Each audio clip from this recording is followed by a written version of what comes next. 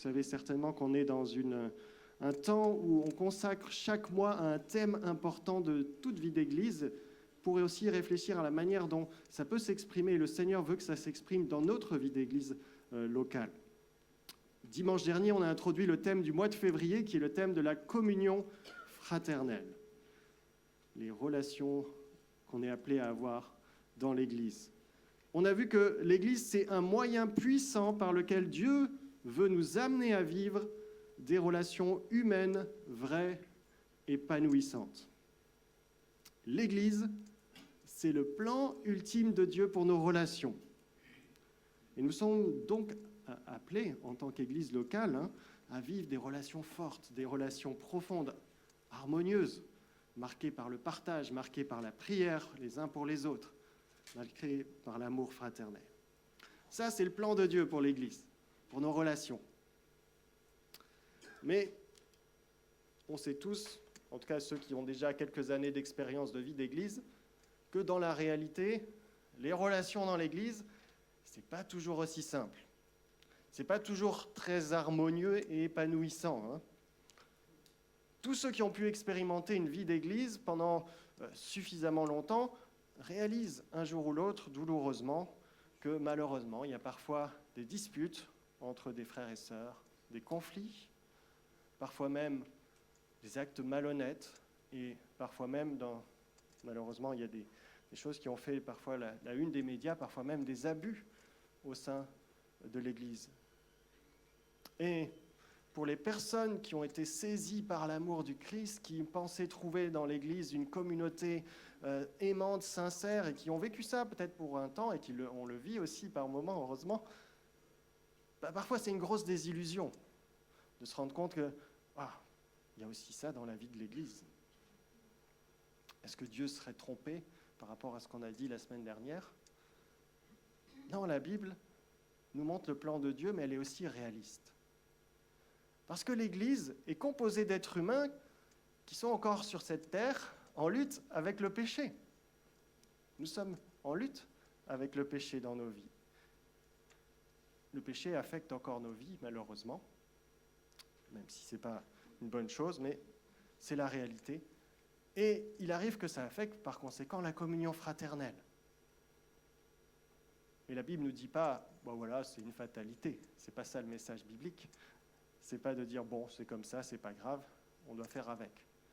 Non, c'est un scandale qu'il nous faut prendre très au sérieux, mais qui fait partie de la communion fraternelle, qui fait partie de la vie de l'Église. Et pour cela, le Seigneur Jésus nous laisse notamment une arme formidable, c'est le pardon. Pardon, la réconciliation. Et il y a un chapitre de l'Évangile de Matthieu que j'ai commencé à lire tout à l'heure avec les enfants, qui contient un magnifique enseignement de Jésus sur cette question précisément. Comment vivre la communion fraternelle alors que le péché semble tout le temps la menacer? On va lire ce texte. Et on va lire en entier. C'est un texte assez long, on ne fait pas toujours ça, mais c'est vrai que je trouve qu'il est très riche et très complet. Et donc on va le lire en entier. Matthieu 18, verset 1. Donc on va lire jusqu'au bout du chapitre.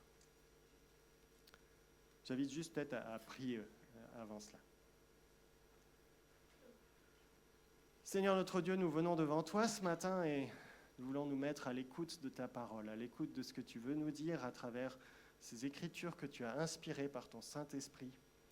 Et Seigneur, que ton Saint-Esprit maintenant vienne nous faire comprendre ta parole, vienne nous aider à la mettre en pratique dans nos vies, vienne brûler ce qui a brûlé ou changé ou façonné dans nos vies, et que Seigneur, nous puissions être une Église qui soit fondée sur ta parole et qui essaye, avec l'aide de ton esprit, de la mettre en pratique.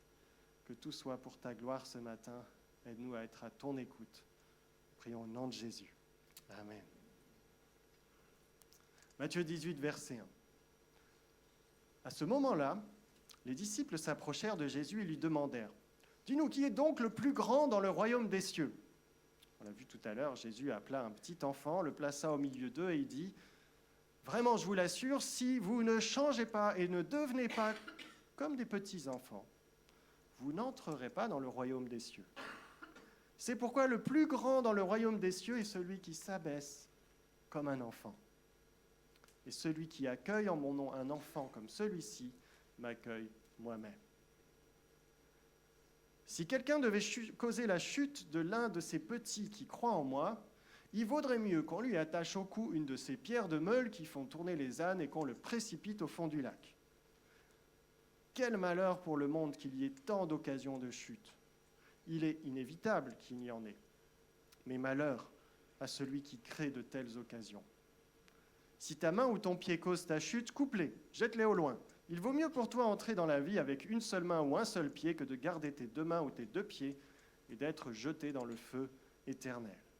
Si ton œil cause ta chute, arrache-le, jette-le au loin, car il vaut mieux pour toi entrer dans la vie avec un seul œil que de conserver tes deux yeux et d'être jeté dans le feu de l'enfer. Faites attention, ne méprisez pas un seul de ces petits, je vous l'assure. Leurs anges dans le ciel se tiennent constamment en présence de mon Père céleste. Qu'en pensez-vous ? Si un homme a 100 brebis que l'une d'elles s'égare, ne laissera-t-il pas les 99 autres dans la montagne pour aller à la recherche de celle qui s'est égarée ? Et s'il réussit à la retrouver, vraiment, je vous l'assure, cette brebis lui causera plus de joie que les 99 autres qui ne s'étaient pas égarés. Il en est de même pour votre Père céleste. Il ne veut pas qu'un seul de ses petits se perde. Alors si ton frère s'est rendu coupable à ton égard, va le trouver en tête-à-tête et convainc-le de sa faute. Mais que cela se passe en tête-à-tête. S'il t'écoute, tu auras gagné ton frère. S'il ne t'écoute pas, prends avec toi une ou deux personnes pour que tout ce qui sera dit soit appuyé sur les déclarations de 2 ou de 3 témoins. S'il refuse de les écouter, dis-le à l'Église. S'il refuse aussi d'écouter l'Église, mets-le sur le même plan que les païens et les collecteurs d'impôts. Vraiment, je vous l'assure, tous ceux que vous exclurez sur la terre auront été exclus aux yeux de Dieu, et tous ceux que vous accueillerez sur la terre auront été accueillis aux yeux de Dieu. J'ajoute que si 2 d'entre vous se mettent d'accord ici-bas au sujet d'un problème pour l'exposer à mon Père céleste, il les exaucera, car là où 2 ou 3 sont ensemble en mon nom, je suis présent au milieu d'eux. Alors Pierre s'approcha de Jésus, lui demanda, « Seigneur, si mon frère se rend coupable à mon égard, combien de fois devrais-je lui pardonner ? Irai-je jusqu'à 7 fois ? » « Non, lui répondit Jésus, je ne te dis pas d'aller jusqu'à 7 fois, mais jusqu'à 70 fois 7 fois. En effet, il est du royaume des cieux comme d'un roi qui voulut régler ses comptes avec ses serviteurs. Lorsqu'il commença à compter, on lui en présenta un qui lui devait 60 millions de pièces d'argent, 10 000 talents. Comme ce serviteur n'avait pas de quoi rembourser ce qu'il devait, son maître donna ordre de le vendre comme esclave, avec sa femme et ses enfants, ainsi que tous ses biens pour rembourser sa dette. Le serviteur se jeta alors aux pieds du roi et se prosternant devant lui supplia « Sois patient envers moi, accorde-moi un délai, je te rembourserai tout. » Pris de pitié pour lui, son maître le renvoya libre, après lui avoir remis toute sa dette. À peine sorti, ce serviteur rencontra un de ses compagnons de service qui lui devait 100 pièces d'argent. Il le saisit à la gorge en criant « Paye-moi ce que tu me dois !» Son compagnon se jeta à ses pieds et le supplia « Sois patient envers moi, lui dit-il, accorde-moi un délai, je te rembourserai. » Mais l'autre ne voulut rien entendre. Bien plus, il alla le faire jeter en prison en attendant qu'il ait payé tout ce qu'il lui devait. D'autres compagnons de service, témoins de ce qui s'était passé, en furent profondément attristés et allèrent rapporter toute l'affaire à leur maître. Alors celui-ci fit convoquer le serviteur qui avait agi de la sorte. « Tu es vraiment odieux, lui dit-il. Tout ce que tu me devais, toi, mon serviteur, je te l'avais remis parce que tu m'en avais supplié. Ne devais-tu pas, toi aussi, avoir pitié de ton compagnon, comme j'ai eu pitié de toi ?» Et dans sa colère, son maître le livra au bourreau jusqu'à ce qu'il ait remboursé toute sa dette. Voilà comment mon Père céleste vous traitera, vous aussi, si chacun de vous ne pardonne pas du fond du cœur à son frère. Voilà un grand discours de Jésus, chapitre 18, qui se présente comme un unique discours, vous voyez, un ensemble. Et ce discours, vous avez vu en réponse à quelle question il est donné. Quelle est la question des disciples? Jésus dit, nous, qui est le plus grand dans le royaume des cieux? Et ensuite, Jésus répond avec ce discours. Et il répond avec des questions bien terrestres, celles des relations humaines actuelles entre ceux qui prétendent au royaume des cieux. Vous voyez, Jésus va utiliser, je ne sais pas si vous avez remarqué, le vocabulaire de la vie de famille. C'est très présent dans ce texte. Il s'agit d'être comme un petit enfant, de prendre soin des plus petits, sous le regard du Père, de reprendre son frère qui a péché, de s'accorder ensemble devant le Père, de pardonner son frère comme le Père nous a pardonné. Vous voyez, les disciples, eux, ils s'intéressaient au royaume des cieux. Royaume des cieux. Wow. Jésus, il leur parle de la famille de Dieu. Ils se voient des sujets du roi des rois. Et Jésus leur rappelle qu'ils sont les fils et les filles de leur Père céleste. Ils aimeraient savoir comment les choses vont se passer au ciel. Jésus tourne leur regard vers la famille de Dieu qu'il compose en Jésus-Christ. Quelque part, Jésus dit, vous voulez manifester le royaume de Dieu sur la terre, alors soyez la famille de Dieu. Et voici comment. Premièrement, considérez-vous comme le plus petit de la famille, le petit dernier. Et à l'époque, dans le monde ancien, les enfants n'étaient pas estimés comme aujourd'hui. Le petit dernier, ce n'est pas celui qu'on chérissait, pas forcément. C'était le petit dernier. Le moins considéré de tous. Celui qui a tout à apprendre des autres. Jésus dit, voilà, avant de vouloir donner des leçons à ton frère qui a péché, il faut reconnaître que nous ne valons pas mieux. Je ne vaux pas mieux. Dans la famille de Dieu, de Jésus, nous sommes tous, des pécheurs pardonnés, des condamnés graciés. Il n'est pas possible d'entrer dans le royaume des cieux si on ne se reconnaît pas un pécheur qui a besoin de la grâce de Dieu. Un petit. Et quelque part, la communauté qui serait composée de croyants qui font tous mine d'être des parfaits, purs et sans tache, jamais sans reproche, ça serait une communauté qui joue la comédie, hein. Mais bien plus grave, c'est une attitude qui peut emprisonner les membres de la communauté. Parce que si on nous dit que tout est parfait dans la communauté, forcément, lorsqu'on en vient à pécher, on n'ose plus confesser son péché. On le cache dans ce contexte-là. Et on s'enferme dans ce péché. Et sous une apparence pieuse peut se cacher une prison pour celui qui pêche. Et on devient parfois ces pharisiens que Jésus dénonce fermement, des personnes qui se croient tellement pieuses qu'elles n'ont plus besoin de pardon, plus besoin de la grâce. Et face à cela, Jésus nous invite à nous considérer comme le plus petit de la famille. Nous ne valons pas mieux que notre frère pécheur. C'est le premier point. Et un bon remède contre le sentiment de supériorité, c'est de réaliser la gravité du péché. Dans le passage que nous avons lu, au début, Jésus il utilise des images assez choquantes, assez fortes. Je ne sais pas si ça vous choque aussi, mais il nous dit par exemple, si ta main, ton pied, ton œil font tomber dans le péché, qu'est-ce que tu fais? Coupe-les, jette-les au loin. C'est quand même assez une image forte, bien sûr, il ne faut pas la prendre au sens propre, mais il dit, voilà, il vaut mieux pour toi entrer dans la vie estropiée que d'être jeté dans le feu de l'enfer. Qu'est-ce qu'il nous dit Jésus à travers ça? Il nous dit, le péché, c'est sérieux. C'est une question très sérieuse. Il ne faut pas minimiser la gravité du péché. Parce que ça nous condamne à l'enfer, le péché.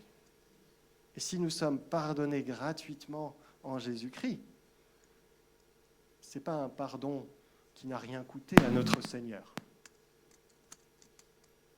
C'est un pardon qui a coûté un très grand prix à notre Seigneur. Pour notre Père céleste, il en a coûté la vie de son propre Fils. Dans la parabole qui conclut le passage qu'on a lu, la dette que nous avons envers notre Père céleste est comparée à la dette qu'un frère ou une sœur a envers nous lorsqu'il nous a fait du mal ou lorsqu'il a péché contre nous. Je pense qu'on a tous, en tout cas ceux qui ont un peu d'expérience de vie, un jour souffert douloureusement du mal que l'un ou l'autre de nos proches ou moins proches nous a causé. Et Jésus nous dit, eh bien, imaginez que ce mal que vous avez subi puisse être comparé à une dette que votre offenseur a envers vous. Cette dette équivaudrait alors à 100 de pièces d'argent. C'est une belle somme, 100 de pièces d'argent. Pièces d'argent, c'est l'équivalent d'un salaire d'une journée de travail. 100 pièces, c'est quoi ? C'est 3 ou 4 mois de travail. C'est quand même une grosse somme. Mais il dit en comparaison, votre dette envers le Père céleste, comme celle du serviteur impitoyable, hein, elle est de 60 millions de pièces d'argent, 10 000 talents, 10 000 lingots d'or. À l'époque de Jésus, c'était une somme incroyable. Il y a des historiens qui ont estimé que cette somme, ça représente l'équivalent du salaire d'un ouvrier classique pour 200 000 ans de travail. 200 000 ans de travail de salaire. Calculez, par exemple, je ne sais pas si vous faites le calcul, hein, aujourd'hui, un ouvrier, on pourrait dire, gagne peut-être 20 000 euros par an. 20 000 euros par an, fois 200 000, ça fait combien ? 4 milliards. Et je pense que si Jésus prend cette image, c'est parce que c'est une somme tellement énorme, impensable. C'est surtout ça qu'il veut montrer à travers cela. Mais qu'est-ce qu'il veut nous dire ? La gravité de notre péché envers Dieu est infiniment plus grave que celui de notre frère envers nous. Et avant de regarder la paille qui est dans l'œil de notre voisin, il faut regarder la poutre qui est dans la nôtre, dit la Bible. Nous sommes le petit dernier de la famille et nous n'avons aucune raison de nous vanter. Ça, c'est la première chose que Jésus rappelle au début de cet enseignement. Deuxièmement, face au danger du péché, nous sommes invités à prendre soin aussi de nos frères et sœurs et de le faire comme le Père céleste, le fait. C'est le verset 14 qui dit ça. Le désir de notre Père céleste, c'est qu'aucun de ses enfants ne se perde. Et nous sommes invités à partager ce même désir, ce même souci pour nos frères et sœurs en Christ. Dans notre lutte contre le péché, nous sommes appelés à être une communauté qui se serre les coudes. Et on peut le faire de 3 manières. Jésus évoque, en tout cas, qu'on pourrait résumer 3 manières dans ce que Jésus évoque là. Première manière, nous sommes invités à ne pas être une occasion de chute pour les autres. Pour les plus petits, Jésus dit, de nos frères et sœurs en Christ. Et Jésus condamne sévèrement celui qui participe à faire tomber dans le péché son frère. Si quelqu'un devait faire tomber dans le péché l'un de ces petits qui croient en moi, dit Jésus, il vaudrait mieux qu'on lui attache au cou une de ces pierres de meule que font tourner les ânes, quelque chose qui pèse très très lourd, et qu'on le précipite au fond du lac. Waouh. Il ne va pas de main morte, hein, Jésus. Bien sûr, il ne faut pas le prendre au sens propre, c'est aussi une manière de nous faire réaliser la gravité lorsqu'on entraîne quelqu'un dans le péché. Nous sommes encouragés à être attentifs aux plus petits, c'est-à-dire aux faiblesses aussi de nos frères et sœurs. Et à ne pas jouer avec ces faiblesses. Par exemple, si on a un frère qui a un souci avec l'alcool, on ne va pas l'inviter à boire l'apéro.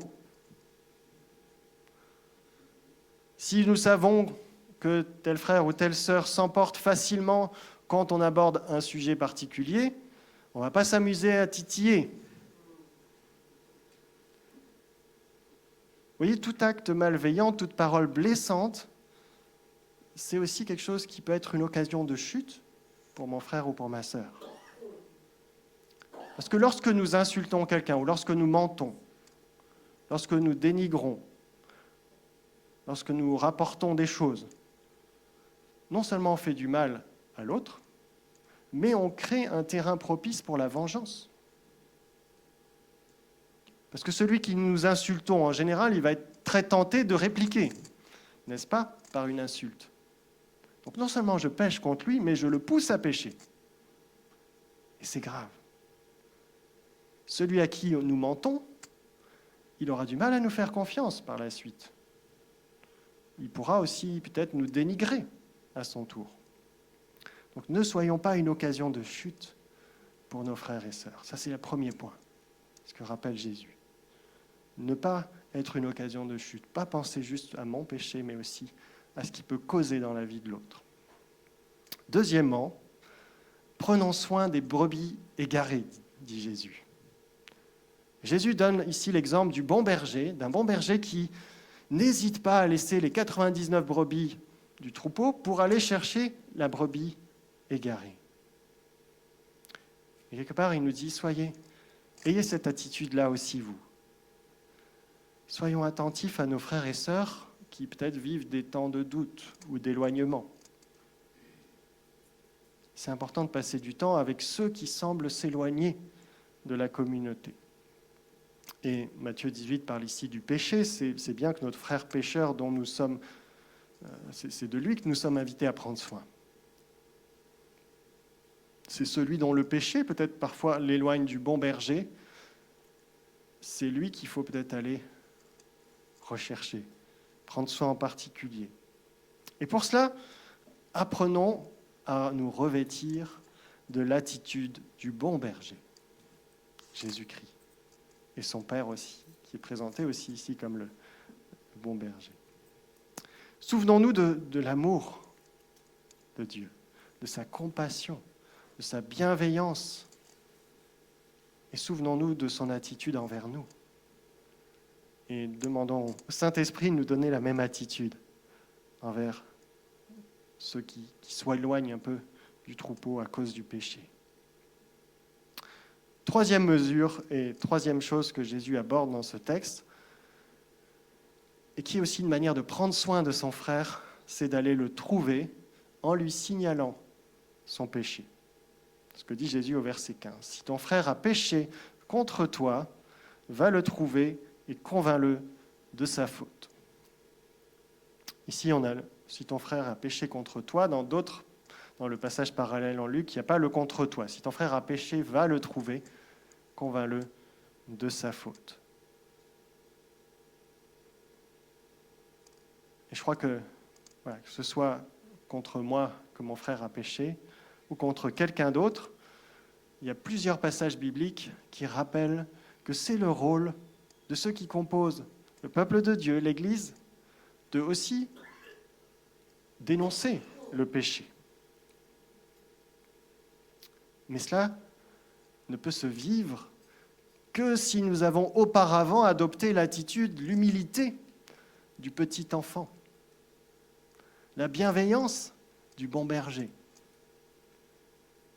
Et puis Jésus dit, en premier lieu, que ça se passe en tête-à-tête. Si ton frère a péché, va le trouver, mais un tête-à-tête, seul à seul. Ça doit se faire discrètement. Personne n'a besoin d'être au courant.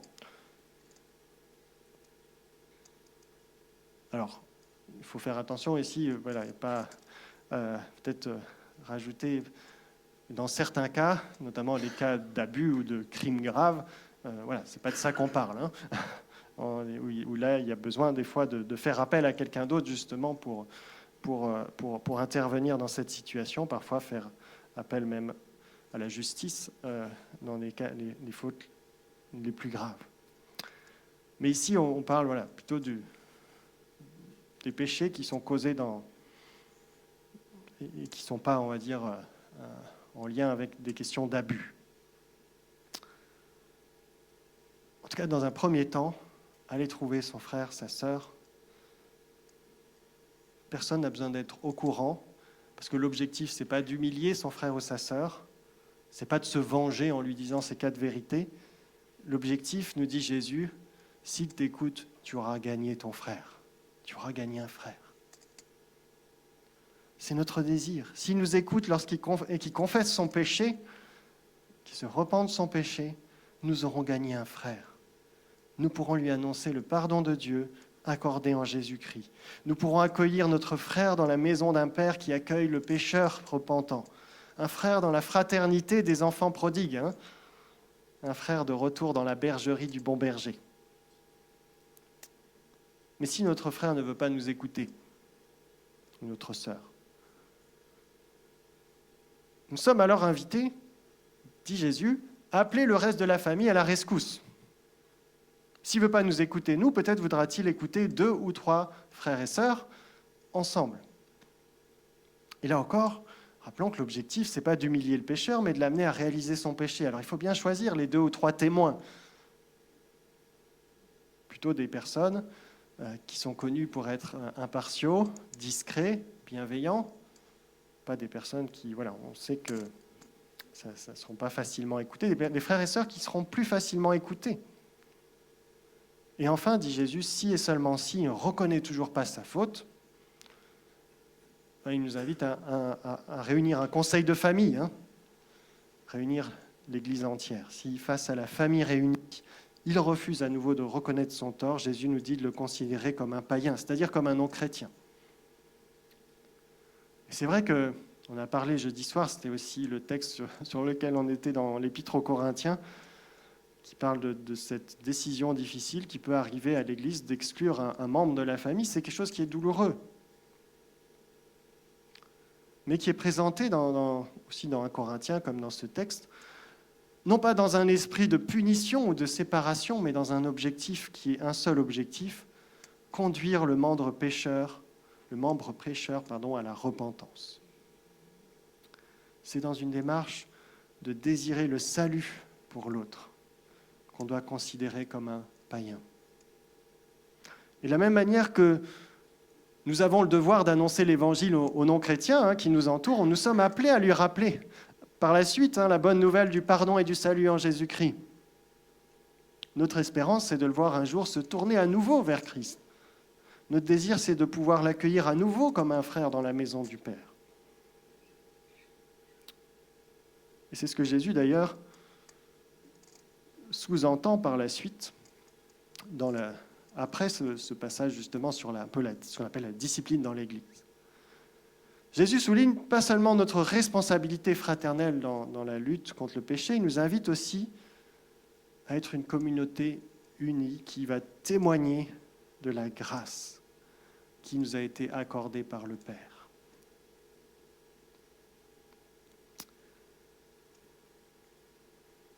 Et comment est-ce qu'on peut témoigner de la grâce ? Comment est-ce qu'on peut être une famille unie ? Eh bien, c'est le thème du pardon qui va être évoqué dans la dernière partie du discours de Jésus. En pardonnant à ceux qui nous ont causé du tort, pardonne-nous comme nous pardonnons aussi à ceux qui nous ont offensés. Comme le Père nous a pardonné en Jésus-Christ, nous sommes appelés à pardonner. En vivant la réconciliation. Face au péché qui détruit, qui divise, nous sommes invités à rester une famille unie. Et ça, c'est possible uniquement par le pardon et la réconciliation. Parce que ça n'existe pas, une communauté où il n'y a jamais de difficultés, où il y a des relations toujours parfaitement harmonieuses. Malheureusement, nous sommes encore en proie, en lutte avec le péché. Et la solution que Jésus présente, ce n'est pas de nier cela, mais c'est de se confronter au problème du péché et d'y répondre avec le pardon et la réconciliation. Pardonner. Pardonner jusqu'à 70 fois 7 fois, c'est-à-dire sans limite, comme le Père nous a pardonné. Mais qu'est-ce que ça implique exactement ? Qu'est-ce que ça implique? Souvent, on dit, voilà, il faut pardonner. Mais ça veut dire quoi? Alors, il y a un débat parmi même les théologiens au sujet de la question suivante. Est-ce qu'il faut que celui qui nous a offensés, donc on parle de une offense que j'ai subie de quelqu'un d'autre, est-ce que cette personne doit d'abord reconnaître son tort, demander pardon, pour que je puisse la pardonner?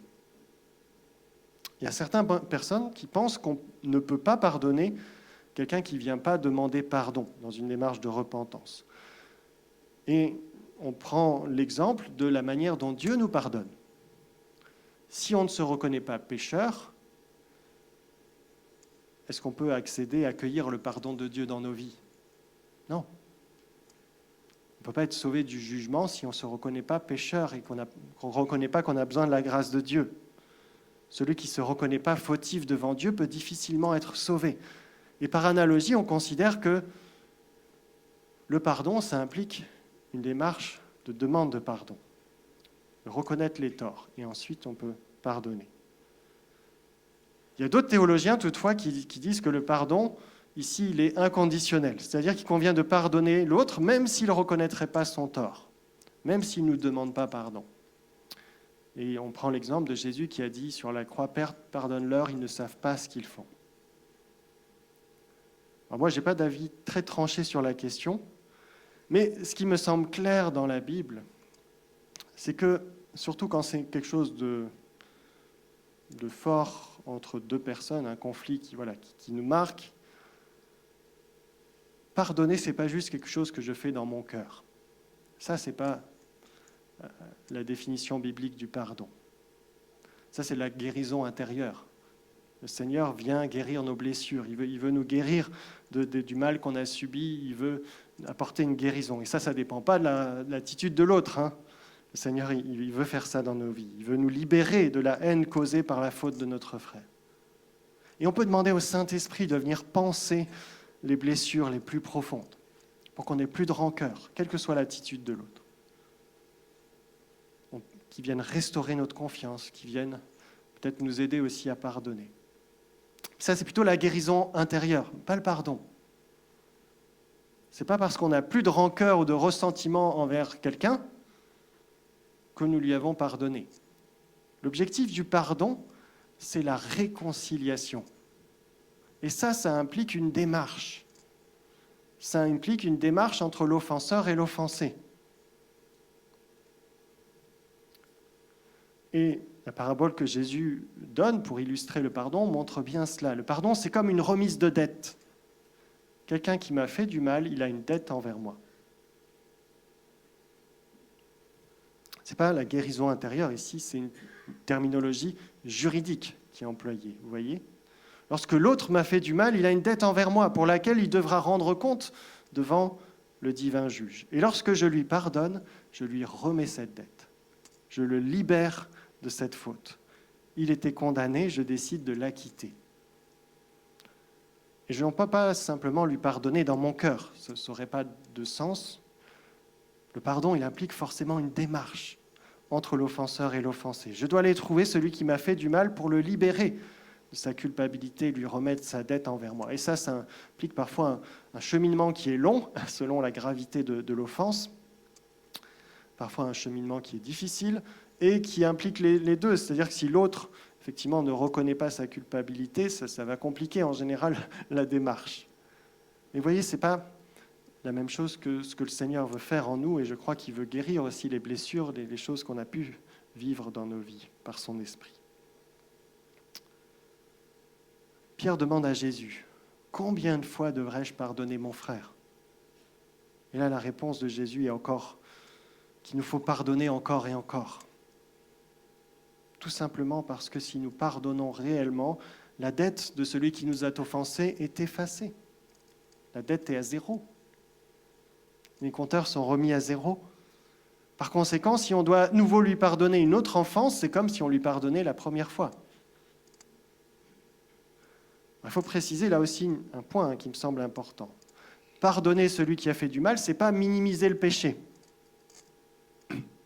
C'est pas dire « allez, c'est pas grave, allez, c'est pas grave ». Surtout quand c'est grave. Hein. Jésus il ne minimise pas le péché. Rappelez-vous ce qu'il dit avant. Hein. Il emploie des images quand même solides, hein, assez violentes. Les mains coupées, le feu de l'enfer, le fond du lac. Hein. C'est pas rien le péché. Et pour pouvoir pardonner, ça c'est important de savoir accepter aussi qu'on nous a fait mal. Lorsque je dis cela, hein, je ne vise pas ceux qui se sentent blessés au moindre parole de travers. Il y en a qui se sentent un peu, des fois blessés un peu trop facilement, mais plutôt ceux qui auraient tendance à enfouir ou minimiser les souffrances qu'ils ont pu subir de la part de quelqu'un d'autre. Et ça peut être une manière, vous savez, psychologiquement de se protéger. Hein. Mais ce n'est pas une manière saine de voir le péché. Le péché est grave. Et notre Dieu considère le mal qu'on nous fait comme quelque chose de grave. Et c'est pour cela que le pardon, c'est une vraie démarche et que ça implique quelque chose de sérieux. Qu'on puissions aller trouver celui qui nous a fait du mal en disant « j'ai été blessé par tes paroles, j'ai été blessé par tes paroles ou par ton attitude. » Va voir ton frère qui a péché contre toi. Non pas dans un objectif de faire souffrir l'autre. Oui, j'ai été blessé, ça m'a fait du mal. Mais dans le but que s'il nous écoute, nous aurons et nous pourrons gagner un frère. Parce que l'objectif, c'est la réconciliation. Et si le pardon a une grande importance pour la communion fraternelle, c'est parce qu'il est la condition au maintien de relations vraies. Et c'est pour ça que Jésus, après avoir parlé de la discipline, va dire « Là où 2 ou 3 sont réunis en mon nom, je suis au milieu d'eux. » On le cite, hein, ce verset, c'est bien connu pour rappeler que le Seigneur est particulièrement présent quand nous prions ensemble. Je l'ai dit le mois dernier, on a parlé de l'adoration, que le fait qu'on est ensemble, il y a une présence particulière du Seigneur. Mais c'est intéressant de voir qu'il est juste au milieu d'un passage qui nous parle du pardon. Parce que l'objectif du pardon, c'est que ceux qui étaient séparés par le conflit, par le péché, puissent à nouveau s'accorder ensemble dans la prière et demander ensemble au nom du Seigneur. L'objectif du pardon, c'est que ceux qui étaient désunis puissent à nouveau se réunir au nom du Seigneur. Voilà un des objectifs. Alors là aussi, ça ne veut pas dire qu'on ne doit pas tenir compte du passé ou de ce qui s'est passé, même si je ne garde aucune dette quand j'ai pardonné envers l'autre. Je dois aussi être conscient que le péché révèle ses faiblesses. Et rappelez-vous, je suis appelé à faire attention à mon frère et ma sœur et à ne pas être une occasion de chute par rapport à ses faiblesses. Et dans certains cas, il y a des mesures parfois à prendre, dans les cas les plus graves, quand il y a des questions d'abus ou autres. On ne peut pas faire comme si de rien n'était par la suite, mais c'est par amour de nos frères et sœurs, pour l'empêcher de retomber aussi dans le péché, et aussi pour protéger les potentielles victimes, qu'il faut aussi parfois prendre des mesures. Mais il faut bien distinguer aussi les choses. On ne fait pas comme si il ne s'était rien passé. Ce n'est pas ça, le pardon. Mais on n'a plus de dette. Et on peut à nouveau s'accorder. Il y a encore beaucoup de choses à dire. C'est vrai qu'il y aurait beaucoup dans la pratique. Ce n'est pas si évident. C'est un long chapitre. J'aurais pu le prêcher en 2 fois. Peut-être ça aurait été mieux. On aurait pu approfondir certains éléments. Et c'est vrai que peut-être qu'on peut trouver ces recommandations de Jésus qu'elles ne sont pas faciles à mettre en œuvre. Hein. Dans la vie réelle, ce n'est pas si simple. Et je crois que c'est intéressant comment Jésus termine ce discours, cette parabole, cette histoire, où Jésus nous compare à un serviteur qui avait une dette de 60 millions de pièces d'argent envers Dieu. C'est la dette que nous avions envers Dieu. L'équivalent de 200 000 ans de travail, 200 000 ans de salaire. Vous savez, même les personnes les plus riches de la planète, elles auraient beaucoup de mal à rembourser une telle dette. Et savez-vous quoi ? En Jésus-Christ, cette dette est totalement annulée. Est-ce que nous réalisons la grandeur de la grâce de Dieu envers nous ? Est-ce que nous réalisons ce que ça représente réellement. Alors quand il nous est difficile d'aller parler à celui qui a péché contre nous, quand il nous semble impossible de pardonner, la parole de Dieu nous invite toujours et encore à regarder à la grâce de Dieu, manifestée en Jésus-Christ. La valeur incroyable du pardon dont nous avons fait l'expérience si nous sommes en Christ. Pardon offert par Dieu. Et le Seigneur nous invite à nous laisser transformer par la grâce de Dieu. Et c'est pour ça qu'on sans cesse, on se recentre toujours vers la croix de Jésus-Christ dans nos vies, dans nos cultes. On prend la Sainte Seine qui nous rappelle le sacrifice de Jésus-Christ tous les dimanches et on le prend ensemble. On l'a vu la semaine dernière. Parce que c'est ça qui est le fondement de nos relations. Ce que Jésus-Christ a accompli pour nous. La grâce de Dieu en Jésus-Christ. Alors on est appelé à être une communauté qui vit, qui expérimente la grâce de Dieu en Jésus-Christ. Et pas seulement en théorie, mais en pratique, dans nos relations. Il y a du boulot, et ce n'est pas évident, mais toujours et encore, revenir vers la croix de Jésus-Christ. Ça, c'est la vraie communion fraternelle, selon le plan de Dieu, sur cette terre en tout cas, tant qu'on n'est pas dans l'éternité. Ça reste le centre. J'invite à prier.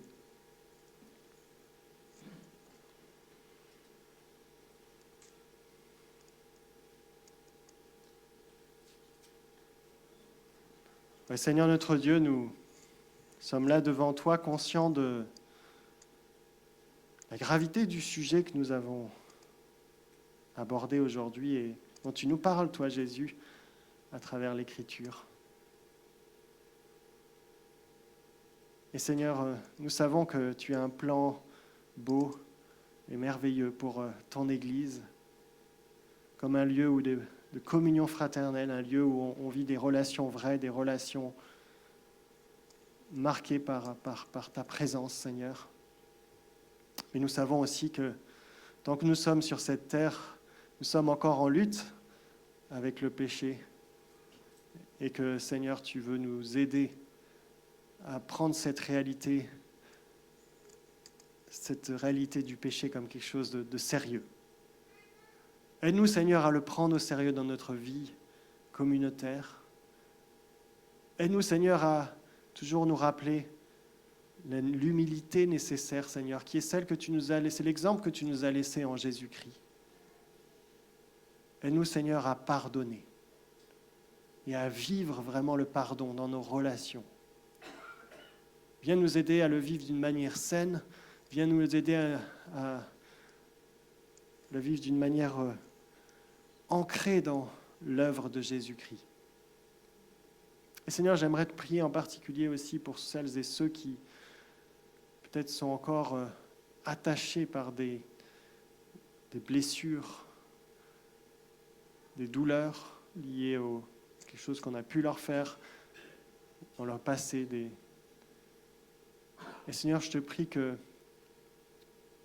par ta grâce, dans l'œuvre de Jésus-Christ, tu viennes restaurer, tu viennes guérir les blessures, Seigneur, pour qu'il puisse y avoir réellement, Seigneur, une restauration, non seulement dans leur vie, mais dans les relations.